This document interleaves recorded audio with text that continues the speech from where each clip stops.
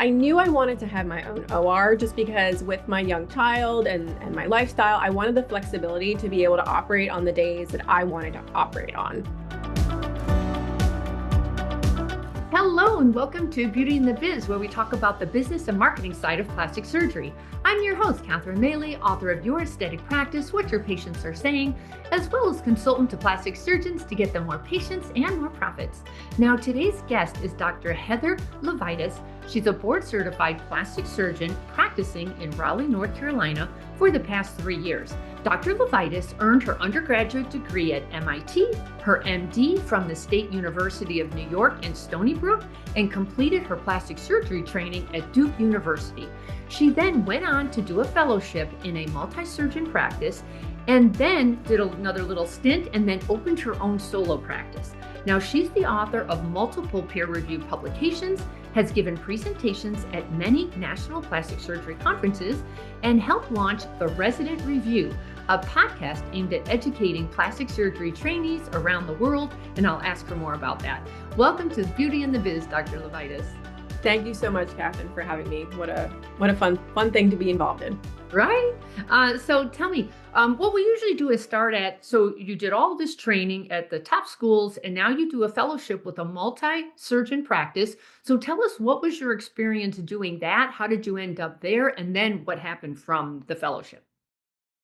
Great question. So Duke University and my residency there was amazing, fantastic experience. And I think I got a very, very well-rounded breadth of training in plastic surgery. What I felt like knowing that I wanted to go into aesthetic surgery is that there was just that little piece of training that was missing. I had a great experience training under Dr. Jeff Marcus, learning rhinoplasty and all the other amazing things he does. But some of the more body contouring specific procedures and just being an aesthetic physician, I felt like I needed some more time to kind of get my feet under me before I was ready to practice on my own. Interesting. So you do the, how helpful was the fellowship, by the way? It was enormously helpful. I think not just from a training standpoint, but also just understanding the workflow and kind of how a busy aesthetic practice functions. Um, I had the privilege of training with Dr. Joe Hunstad just before he retired. So being able to learn from one of the giants in plastic surgery was absolutely unbelievable. And he's just an incredible physician, incredible surgeon, an incredible person. So I think it was very valuable from that aspect, especially. I would just think the fellowship with the right practice where you're learning the business and marketing side of things, because I know you didn't learn that in medical school and you're just kind of thrown out there to figure it out or join a hospital and be an academic, you know? So you have this 1 year fellowship. Now what happens? Good question. And you kind of alluded to what I'm about to say is that I felt like I was ready to practice on my own, but I didn't know that I was ready to take on all the other aspects that come with owning a practice. The marketing, the HR, the whole business, bookkeeping, all of the things that go into running a private practice. I wasn't quite ready there at that point, and I wasn't sure I would be. So I thought working for this multi-physician practice and letting them take care of a lot of those things would be a nice kind of litmus test for me. So can you just tell me, what is the arrangement then? What would they do for you? And what would be the pros and cons of joining somebody else and letting them help you on the business and marketing side? Yeah. So I think just jumping into a practice that was purchased from a physician who was retiring, there was some overlap there. And having that physician around to help with that transition was very nice. Um, Not, a huge set of patients for me to work with. I definitely had to do some marketing and some work on my own, but there was a steady stream of patients for me to work with. And then having employees already in place, an office manager, a sales consultant, my nursing staff. They did allow me to hire a couple of people that I had wanted to work with me ever since I'd been at Duke. So that was great. So being able to have that infrastructure and at least some patients coming in for me to work on and do surgery and kind of get through my board collection period, to be honest, was really nice. So what's the agreement? You stay in this multi-physician practice. They handle, let's say, the back office part. Yes, correct. Okay. But they find you a practice that you can now join with the intent of buying it. No. So good question. So there was no ownership in the practice. Ah, I was an employee of this multi-physician practice. interesting. So there was like kind of like a base salary, and then there was a production bonus based on how much I did per quarter. So there was no actual ownership in the practice. Ever? Mm-mm. Oh, okay, that's interesting. So Yeah. what would be so you did you stay in that situation? So after the first year, there was two reasons that I felt like it didn't really work for me. Number one was the autonomy. I'm kind of one of those people, and I probably should have realized this to begin with, but you can't really put me in a box. I've done a lot of different things. I like to make decisions on my own. So that's number one. And number two, it just from a location standpoint, wasn't close enough to where my family needed to be. So I was driving 45 minutes to Chapel Hill, which is outside of Raleigh, and was not exactly where I wanted to be in Raleigh. So from a location standpoint, and then just wanting to do my own thing, after a couple years, I decided it was time to make that leap. That's usually the sweet spot. After a couple years, you realize who you are, Yeah. know thyself, as they say, Yes. and you realize what you like, what you don't, what you're more comfortable with. And I always say, would you make your commute easier? Because this is already so complicated. If you could just, I mean, as the I've noticed as the surgeons get older, they get closer to their practice, because Yeah. I'm commuting just adds a whole other level of stress. It is. I'm 15 minutes. The physical medical condo that I purchased is 15 minutes from my house and 2 minutes from my daughter's school. So Oh, that's terrific. yeah. Okay, so now you jump into private practice, is that correct? Correct. I did have a little bit of a bridge, and we can kind of get into that. There's kind of a taboo associated with it, but it might be interesting for people to hear. Sure. I worked at one of these larger chain awake liposuction and fat transfer companies, and I won't mention, but I'm sure you can guess which one it was. They had opened a location right by my house, and I got this cold recruiting email from them about a year into me working at this other practice, asking if I wanted to work part time. And so I said yes. And after some discussion with my employers, they agreed to allow me to have a couple, Fridays and Saturdays to do that if I wanted. So being able to make money doing that gave me the comfort to take the leap from leaving a position where I had a guaranteed salary to doing something totally on my own. Because I knew worst case scenario, I still wasn't going to be able to pay my bills because I had this other position, which I've now left. But that was a very nice bridge for me to have. I think that's a really important pearl. You can't It's very difficult to grow a practice when you're up all night worrying about the bills. So, Correct. if you can bridge it like that, I highly recommend it. One of the issues is though that I've watched surgeons never get away from it. They Yes. love that comfort and then they never grow their own business. So, Yes. you can't focus on two different visions. So that would be True. the only thing. Make sure it stays temporary and you stay Mhm. on your vision of where you want to go. There was another physician, plastic surgeon I worked with who was going through the process of building out his practice. He's much older than me, and he still hasn't left this other. Yes. And he works at his practice a couple days a month. But I think the best thing to do, to your point, is at some point when the bridge is done, you got to just take off the training wheels. You have to jump, and it's Yeah. scary. I Yeah. hear you. So now you're ready to go out on your own. How in the world do you go about that? Do you decide because you also have 2 OR suites, and I think you really jumped. Like, what does that look like? I did. So I knew I wanted to have my own OR just because with my young child and my lifestyle, I wanted the flexibility to be able to operate on the days that I wanted to operate on. And in my area of the state, there's not a lot of great options for block time at outpatient facilities. So I would have had to pay these enormous anesthesia and facility fees at these hospitals like Duke Raleigh Hospital and Wake Med Raleigh Hospital, and they were just too cost prohibitive.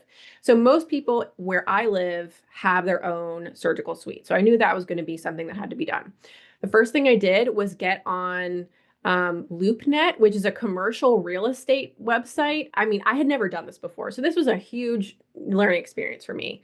And I found a medical condo, 3,000 square feet, that had been owned by an ophthalmologist. And he was moving his practice somewhere larger. So I don't own the whole building. I own, probably two-thirds of the first floor of my building. And I knew it was going to work for medical for the purposes I needed it for because it had been a laser eye surgery kind of center. So with many, many months, and this could be a whole nother podcast, but of permitting from the city of Raleigh, architect back and forth, da da da da. We didn't even start construction until probably 8, 9 months after I purchased the space. Whoa. So during that time, I was seeing patients in the space as a clinic, and then I was renting operating room space from a colleague nearby. Okay. So we called ourselves the traveling circus. My tech and my nurse would pack up all of our stuff in our cars, and we would drive them over to this other office because we had to bring everything with us, supplies. All I was paying for was the air the patient was breathing and the bed, and that's it. So we did that for about a year, and that was tough. But considering we didn't have our physical location finished, I think we did pretty well. Oh my gosh. Yeah, it was hard. So I assume it took a year because you're retrofitting your new digs. Correct, and there was issues with fire alarms and ADA thing and oxygen and just everything. I mean, it was everything that could go wrong and was difficult. We got pushback on from the city of Raleigh and from the bill. I mean, it was hard, but the space is beautiful and it's finally 99% done and functional. So in retrospect, it's worth it, but it was definitely tough. And there's not really a playbook for how to build out an operating room, an office-based operating room, not an ASC, but an office-based one. So a lot of it was just visiting other ORs in my area, knowing what I'd seen before, and kind of working with the architect to figure it out. But I definitely think there's a space in the industry for someone who would be, passionate about guiding new surgeons through how to build out an office-based OR. Well, there are plenty of consultants that know how to do that. I think the secret is, do those consultants know the local vendors and government and processes and permit situations? Do they understand all that to help you get through that? Otherwise, you're learning on the fly and it's like, what do you mean it's going to take another 2 months to do that? What do you mean I need this HVAC thing that nobody mentioned before and now you did. It's like, oh my God. Yeah, I bet there was a few sleepless nights on that one, huh? A couple. I don't have tears after surgical residency, but if I did, there would have been tears. Okay. Yeah. And on top of that, I'm looking at your staff. You've already hired like an RN nurse injector, an RN surgical coordinator. Like you have some real staff on board. And I think, oh, you really jumped in. I Yeah. did. Well, the two of my employees I've had, during this transitional phase where we didn't even have the office. The other two are more recent hires, the injector and my front desk coordinator and patient liaison in the last couple months. Because it just got too much for me to answer the phone. I mean, when you start a business, you're HR, you're the office manager, you're the nurse, you're everything. So you have to put on all the hats. But at some point, I had to delegate. So we had to bring on a couple of new people. Any tips on hiring? Uh, Honestly, it's one of the hardest things is to figure out who is good in an interview and then how that is going to translate to their work ethic and their cultural fit for your team. And nobody's perfect. But I think, unfortunately, you're never going to really know until you know. So I think, word of mouth, personal recommendations are always better than posting on Indeed or, any of those websites. I think if you can't get somebody from, a friend of a friend or family friend or someone personally, posting on social media is better because then at least you have some sort of connection to that person. The nightmare stories, and I haven't had to post on any of those hiring websites yet, but usually come from people who have been found that way because there's no one to vet them for you. There's not any level of vetting. So I think as much as you can do, in your circle, the better. The smartest practices know a big part of their practice growth comes from retention, referrals, and repeat treatments, not just from new internet stranger leads. That's why I created the KISS Loyalty Club, a done-for-you system that keeps your patients returning, referring, reviewing, sharing you on social media, and completing surgery. Discover how KISS can grow your own practice revenues by visiting kissloyalty.com today. One of my tips is I would have as many points of contact with them ahead of time before I decide on them. I would have them shadow at least a half a day and then have lunch, not you, but the staff have lunch with them to get the lowdown on where they're going personally or what's going Yeah. on. I would just and get everyone's opinion, because everyone's got to work with this person. And Right. especially women. Women, we're tough, but we can also, spot some of the drama coming on board, before it gets there. Yeah. And, Oh, absolutely. uh, Yep. We have weekly team meetings as well, just over lunch or over coffee, just for everyone to kind of express grievances and talk about what's going well and what's not. And I think that's been really helpful because people feel like they have a venue to discuss what's bothering them. So things get handled before they get out of control. Isn't that the truth? Yeah. It's so much easier not to handle it, and then it just gets so big, then you can't ignore it anymore, and it becomes a whole thing, you know? Correct. Yes. Yeah. Yep. So tell me, what would you say is the biggest mistake made so far that others could learn from?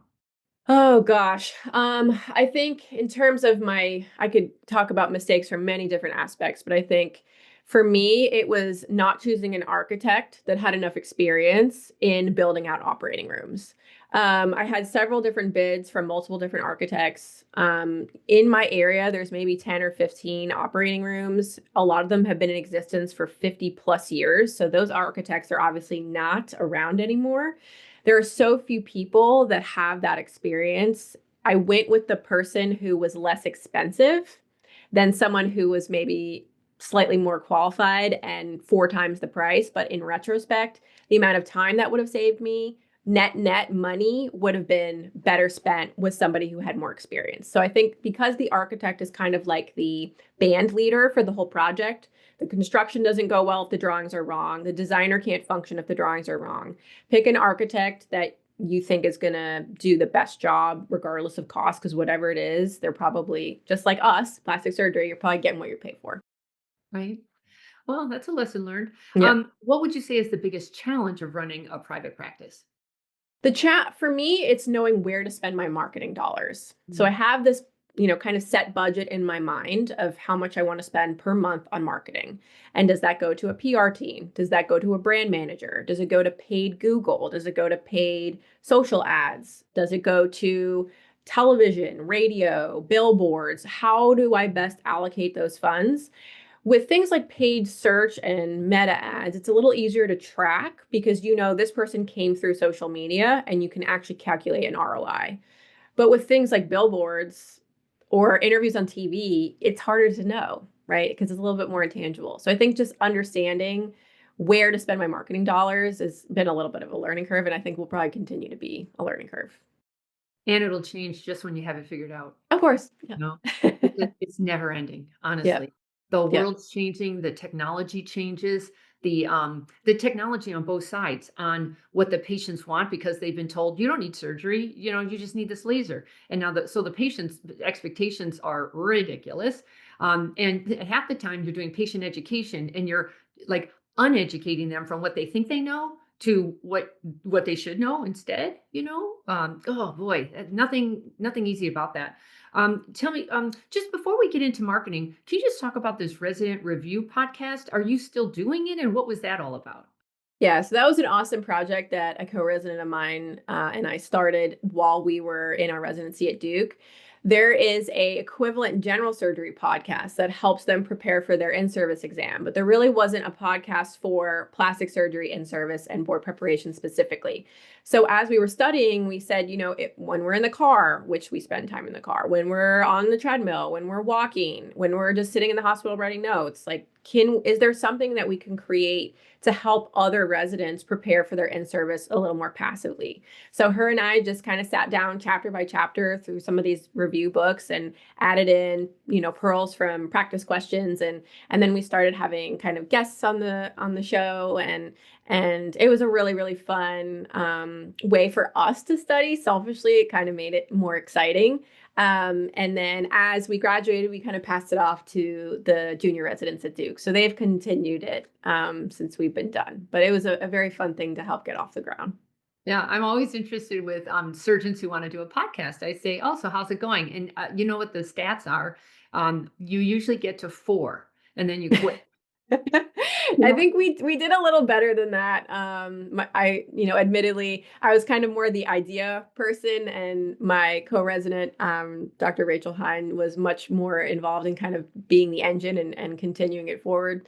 But I think the junior residents are continuing to do well with it. So Yeah. But yeah, I mean, I'm but it's not for the faint of heart because you have to do it consistently. And yeah. after what, 337 podcasts myself, I mean, it's not happening by magic. No, it's a lot of hard work, and you're a testament to that. You would know better than anyone. Yeah. But yeah. I just find it funny because people always say, "Oh, yeah, I'm gonna do a podcast." Really? Okay. Good. Good luck with Yeah, I know myself better than that to know that I that. have the bandwidth for what you've done. It's hard enough for me to create content for social media. I have to have a recent marketing grad from NC State come in and actually force me to do some of these things because I just know that unless someone's structured and has time set aside, it's not going to happen. It's all structure, and it's a process, and it happens, like clockwork every week, it needs that consistency. But let's go back to marketing. I wanna first Yeah. talk about branding because what did you name your practice and why? Really good question. So I have this kind of secret weapon in my husband, Taylor, who has now created and sold multiple companies of his own, and he runs a venture capital fund, Nice. and does software and technology development as well as part of that VC fund. So he is way overqualified to help me in starting my business. Of course, the medical stuff is a little bit niche, but he had access to a branding expert who used to work for Nike. And she ran like LeBron James brand, way overqualified to be helping me with my project. But I knew she was the person that I wanted to get on board from the beginning before I even had a name to help me set off on the right tone. With the colors and the font and the logo and the vision and kind of the initial creative. So her and I sat down and I said, I don't want it to be called Levites Plastic Surgery because nobody can say my name. It is impossible. I get Levites, Levitts, Levi, like everything else other than Levites, which is fine. Mhm. But I wanted something too that kind of felt like it invoked plastic surgery in a way, but could be used, for other avenues should I choose to expand in some other way. So we came up with lifting, and that kind of went from like uplift to other versions of lift. And then there's a matter of, does the domain name exist? Does the Instagram handle exist? Can I get a trademark on it? So some of them were kind of scratched off because those were gone. And then she said, why don't we do something with a play on your last name? So that's how we came up with this levity or lightness or kind of fun. And it invokes to my personality, which is a little bit, I don't want to say silly, but because nothing about surgery is silly, but it sort of creates this sort of sense of lightness. So Levity Lifts kind of came from those sort of workshopping idea generation sessions I had with her name's Despina. She's amazing. Now I'm assuming that, people are calling you Dr. Levity, Of right? course they are. Yeah, which is fine. That's fine. That's fine. It's totally fine. Okay. A lot of my patients and my staff call me Dr. L or Dr. Right. Heather. As women, and I don't get too particularly offended. I get a lot of patients who refer to me by my first name, which I think probably happens more with female surgeons than male. But my staff get very upset about it. Oh. They're very protective. So it's Dr. Levites or Dr. L. So, but yes, patients do call me Dr. Levity, which I think is funny. Yeah. So also, since you've been out very recently, how in the world do you enter a competitive marketplace in today's world? I can't imagine. How do you start it off? You already named all the various marketing channels. So what did you do? Yeah. So while I was at this multi-physician specialty practice, like I said, they had some patients coming to me, but it wasn't enough. I wanted to be busier. So I kind of had this kind of dinner table discussion with my husband. What can we do? And he had tons of experience with some of his early stage startups doing meta advertising. So he started running ads for me. And over the course of a year, we calculated that the ROI or based on the ad spend was somewhere between 5 and 7x, which is really, really, really good. So we took that information and he kind of ran with it, and he created something called Plastic Surgeons of America, which is basically a platform for connecting patients with surgeons using I don't want to say it's just meta marketing, but AI and meta. And so he has other plastic surgeons that utilize his services as well. He keeps the Raleigh area for me, but other plastic surgeons have employed them and Plastic Surgeons of America to help them as well. So that's one channel, and I Wait, knew so I had that. he built a consumer A consumer directory? Is that what he's doing? So basically, it assists plastic surgeons in running meta ads. And so they work with the plastic surgeon, like what exactly it is that you're wanting to market, and then it optimizes for conversion rate. So let's say like I have an ad running and I have one for blepharoplasty and one for neck lift and one for lip lift and tummy tuck. Whatever ad is performing better, more money will just go into that ad. So then I get these leads, and then my front desk staff will call these leads back and get them in for a consult. But where did branding come in? The Plastic Surgery of America, was the point that he was also offering credibility to the plastic surgeon so the consumer sees, "Oh my god, they're part of the Plastic Correct. Surgeons of America." Yes, exactly right. Yeah, it's also creating like a branding aspect for the plastic surgeon. They're part of this platform. They've been vetted in some way, and it gives credibility to the surgeon. So when the consumer sees it, it's like, oh, they're part of this thing. They must be legitimate. I tried to argue with him that it should be kept for board certified plastic surgeons. We'll see if that sticks or not. He's of the more business mind than I am, It but won't. He'll want to reach out more, but yeah. then I think it hurts the brand. That's the thing. Again, discussions that some couples have at the dinner table versus us is very different. I could Yeah. talk about marketing 24/7, so I would be great. You can invite me to dinner anytime. All Yeah. right. Love it. Perfect. And then fortunately, my husband Taylor is from the area. I trained here. So we had a lot of connections to the area. So word of mouth was huge. So those were kind of the two things I started with. Have you dabbled though in PR? Have you paid Yes. for it? Was it helpful? Did it matter? So I have had a fantastic PR firm working with me now for the past 2 months. So this is a new thing since I've opened. I originally brought them on to help kind of launch when the space was done to get the word out about my grand opening, which was in August. And so they've done a fantastic job of getting kind of like local journals, local news, publicity. I've had a feature on one local TV station, just a little kind of interview, but actual broadcast. Um, it's hard to know unless the patient writes in their intake paperwork, I saw you in the Triangle Business Journal, to know if that's working well. But I do think that the number of kind of creatives and the number of outlets that they've gotten me into has been very, very impressive for just working with them for 2 months. Again, is that money better spent just dumping more into meta ads when I know I get 5x ROI on that? I don't know.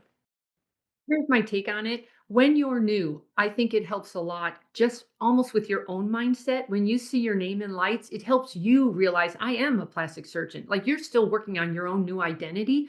And PR people are always going to talk to you about name recognition. They will increase your name recognition. And in today's world, I say, forget the name recognition. I need some patience, you know? Yeah. But I love that they could brand you, they can get you out there. And you can take a lot of those pieces and turn them into timeless pieces. Like, for example, you can hard copy things like photo shoots and logos can be on your website as seen in. That's all really good for credibility, especially when you're new and still figuring things out. So I like that. I wouldn't overpay for it after a while. You don't need name recognition when after several years. What you need is like a solid, trackable marketing channel. So I would say if they're PR, I would want to use any kind of links I could, any kind of a tracking number I could. I want to track everything in today's world. It's too flimsy otherwise. And there are too many other things you can do with your money that's more like, don't you love knowing the 5 times 7 ROI? Like, I want to do that, you know? It's amazing where I can take in their platform. There's a way to kind of keep track of that as well, the Plastic Surgeons of America. And I know every patient I book, is contributing to that, which is also fun. It's sort of like, oh, it's paying for itself. This is great. But yeah, with PR and I don't want to call it fluffy, but like more fluffy marketing and channels, it's hard to know. Well, one thing I noticed, you got a nice little blurb from a breast cancer patient. So she came Yep. breast dog, let's say, and you detected she has breast cancer, and you got maybe 15 seconds, maybe. But then I thought that could go either way. Now they know your name, but now you're going to get the insurance people calling. Did that happen, or was that good for you? It's a good question. I do get patients calling about insurance, but I don't think there's been an uptick since that article was published or the interview aired. I think what did happen is I had patients who I'd met with in consultation who had not converted, saw my piece, and Mm. somehow that gave them, I don't know, it became top of mind or it gave me credibility. And then they called, oh, I'd like to book my surgery. So, and again, I don't know if I got new patients, it's hard to track, but I had several patients after that not ad, but interview aired, that converted because of that. So again, it speaks to credibility. Nice. Yeah. Okay. Then there you go. As Yeah. long as you're getting something out of it, Right. it makes me so uncomfortable to throw money at something where I'm saying, I don't know. And the whole staff goes, I don't know. Is anything working? I'm not sure. Maybe. I don't know. I hate that feeling. Yeah. So let's Exactly. talk about growing your social proof because it's such a vital piece to a new practice. You have got to show off photos, Mhm. testimonials, and video conversations with the patients and you interacting with them. And you've done a very good job with that on Instagram. You've got several patients that are willing to talk with you on video. How are you making that happen? How are you getting consents to build that gallery of yours? So in the patient's preoperative visit, they go over sort of the, discharge instructions, medication, all the nitty-gritty things of surgery, but also part of that is, do I have consent for social media? Do I have consent to use your photos on my website? Can I just put your photos in the book that I keep on my coffee table? So most patients will say yes to my book. Some will say yes to my website. And then it's very rare they say yes to social media. If I have a patient that's agreeing to social media, it's usually a body contouring patient and not a face patient. So which is interesting because I do more facial aesthetics than I do body, but from my social media presence, it looks like the reverse just because that's, the number of patients that are giving me consent. I will say I'm usually pretty good at persuading patients after the fact. When they come for their 3 and 6 month visits and I show them their pictures and I say, don't you want to share your journey? Or other people would benefit if they could see the results, and some of them will change their mind, but it is a challenge. It's definitely a challenge to get patients to agree, especially to use their faces on social media. Well, it is a numbers game, you know? Yep.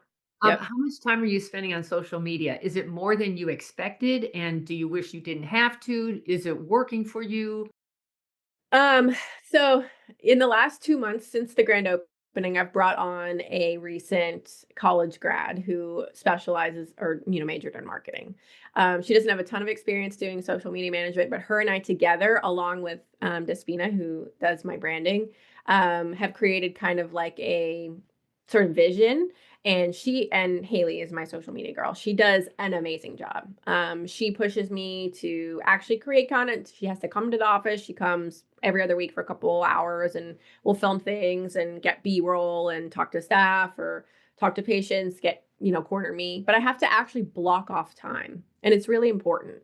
And it's like, oh gosh, I really have to spend an hour filming content for social media when I could be seeing new consults. Well, you don't get new consults if you don't put stuff out there. I will say we've started kind of ramping up our TikTok presence, and that's been in the last 3, 4 weeks. I've probably gotten somewhere between 20 and 30 new patient consults just from that. Nice, nice. Yeah, so that's been a lot more successful than I thought it would be. And I think she's done a nice job of keeping it kind of a nice mix of informational and like the more trendy, silly things. I think to keep on brand, we don't want to do a lot of that. But I think it helps kind of humanize us and helps the patient sort of connect a little bit. Well, did you watch your patient demographics change when you got on TikTok? No, interestingly, no. I tend to attract this very type A professional woman. And I think somehow the TikTok algorithm has sort of found that. And so my content is just getting pushed to those patients that may have found me anyway. I will say my meta ads bring in a very diverse patient population. Very not what my other patients look like. And that's okay. Keeps things interesting. Interesting. We're getting down to the bottom here. Oh, you know what? I wanted to ask about your swag bag, your surgical swag bag. Yeah. That looks really, really good. And the patients will now love that because we women love goodie bags, and yours is like a goodie bag times 10. It was Yeah. expensive. It's Yeah. it's it's saying a lot, but once you say that, you kind of have to keep doing it, you know? So Yes. what are your feelings about the swag bag? So I think no, it started out as we needed a place to have patients put their shoes and their clothes during surgery, right? So that's where those big gold with Levity Lifts bags came from. And then, oh, well, patients, I'm a huge stickler for staying out of the sun. Nobody has like these big sun hats anymore. Okay, well, let's give them a sun hat. Well, if I want them to use this scar cream or silicone scar cream, then we probably should just bundle it into the price of surgery. Okay. And then now we have skincare. And so I think some of the items come off the top, but some of them have gotten bundled into the price of surgery. And as a consumer, I'd almost rather someone tell me what I should and shouldn't be using and just give it to me and make it easy and pay a little bit extra for the convenience of that. And I've not had any patients complain. Everybody loves their swag bags. So Oh, I think it's a great differentiator, yeah. but you can't take it away now that you offered it, you know? No, I can't. Probably knowing me, that just like more stuff will end up going in there, and the prices will either have to reflect that or I take the hit. Those are the two choices. Oh, just package it in. It's Yeah. part of your package, you know? Yep. No, Hmm. that's fine. Nobody's gonna say, "Oh, what if I pulled this out?" You know, like, Right. no. Yeah. No. No. No. No. No. No. And I think too, if you're going to do a facelift on someone or some sort of facial rejuvenation, especially, you want them to be using good skincare, right? I had a recent patient who's 83 years old. First of all, I never thought she'd pass my pre-op screening clearance process, which is pretty rigorous, but there's nothing wrong with her. She's super healthy, but she'd never had any neurotoxin, never had any filler, which was good. I didn't have to contend with that, but she'd never done any skincare, no sunscreen, no tretinoin, no vitamin C, nothing. So now we've done surgery, and it's going to be a little bit of a challenge to get her onto some sort of skincare regimen to kind of protect my result and her investment. But if you put it in the swag bag, then it's a little easier. Well, and once you invest in your face, it's amazing how all of a sudden you are interested in keeping your new look. So, Exactly. so good for her. And I love that people are in their 80s still have vanity issues, you know? Gosh, she's I such mean, a cool. I mean, I good love for all my patients. They become part of my family, but she's a cool one. Oh, I'm inspired by that. Yeah. So give me a patient or staff story you care to share. Sure. So, because it's sort of top of mind and I've been talking about it this month, um, it's breast cancer awareness, right? So, and I do a decent number of breast reductions, not a ton, but some. And I had met a patient through this awake liposuction place that I worked, and she had a great result from her procedure there. And she said, "I've always wanted a breast reduction. Do you do breast reductions?" And I said, yes. And we kind of talked about all the normal things you talk about, shoulder grooving, rashes, sweaty, back pain, all the things that force or kind of prompt people to get a reduction. But in doing her surgery, something looked strange, little mass. I took it out and it ended up being early stage breast cancer, DCIS, which she'd had mammograms and it hadn't picked it up. And I think what doesn't get talked about is how protective breast reductions are against breast cancer because you're removing breast tissue. So I think, in her and me being able to share her story, other women will benefit. And it's just been, such a nice experience to go through this journey with her. Thankfully, she didn't need any additional treatments. But her and I are definitely bonded for life over that. Yeah, that's fantastic. And tell us something interesting we don't know about you. Yeah, so it's a little silly and embarrassing now that I'm approaching 40. I know women don't like to talk about their age, but I think my gray hairs probably show it. But when I found out I matched at Duke, so this was in 2015, so 10 years ago, I'd always had this bucket list dream to be a professional dancer or cheerleader for a sports team. And so I was like, oh, I'm going to be at Duke. Charlotte can't be that far. This is like New York, me having no idea of like how far anything is. And I went through the entire audition process as one of the oldest people. And I made it all the way to the final round. And, it just wasn't going to work because there was no way that the chair of plastic surgery or the chair of surgery at Duke was going to let me out of resident responsibilities every other Saturday for games and then every Wednesday evening for practices at the stadium was 2 hours away. But I think they were interested in having me on the team because of I was a doctor and I could have been on kind of their little mini PR team and so just a little kind of silly fun fact about Dr. L is that she was almost a professional cheerleader. Honestly, I think that's such good Instagram content. That would be so funny because nobody would know that side of you because, you're my first, cheerleader surgeon. So I think that's a great idea. Show it off. So if you have those kind of moves, show them off on Instagram. They'll love it. All Yeah. right, Catherine, you've inspired me. I'll have to reveal that little secret tidbit to my social media manager Okay. so she can take advantage. I'll be watching. All right. Awesome. If anybody wants to get a hold of you, I know your website is levitylifts.com. You're actually Yep. right about the name. I can remember and say levitylifts.com. Yep. And then Yep. who's your Instagram? Is your TikTok? Like what's the best way to get a hold of you? Either way, the EMR that I use actually has online booking, and I would say probably 90% of our consultations come in the middle of the night or on the weekend because patients are able to just book them themselves, which is really nice. That's the best way. Just go to the website. There's a link for, book consultation, and you just go through the process there. Obviously, you can call old-fashioned way, DM, but patients like to have the autonomy to book their own appointments without having to call somebody. I think is nice for them. Well, usually who will contact you are the surgeons who have been listening to the. Oh, yeah. Yeah, send a message. My work email is drdrlevites@levitylifts.com. Gotcha.